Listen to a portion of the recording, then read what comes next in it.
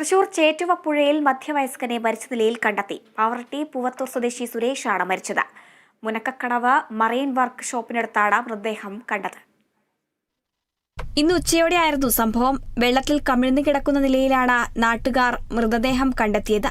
ആദ്യഘട്ടത്തിൽ മരിച്ചയാളെ തിരിച്ചറിഞ്ഞിരുന്നില്ല.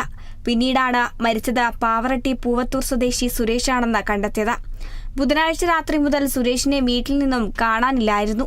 സുരേഷിനായി അന്വേഷണം തുടരുന്നതിനിടയിലാണ് മൃതദേഹം പുഴയിൽ കണ്ടെത്തിയത്. മുല്ലശ്ശേരിയിലെ പെട്രോൾ പമ്പ് ജീവനക്കാരനാണ് മരിച്ച സുരേഷ്.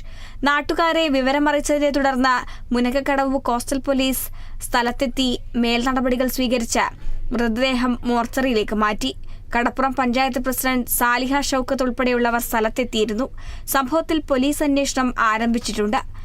പോസ്റ്റ്മോർട്ടം നടപടികൾക്ക് ശേഷമേ മരണകാരണം സംബന്ധിച്ച് വ്യക്തത വരൂ എന്ന് പോലീസ് അറിയിച്ചു. Kerala vision news, Thrissur.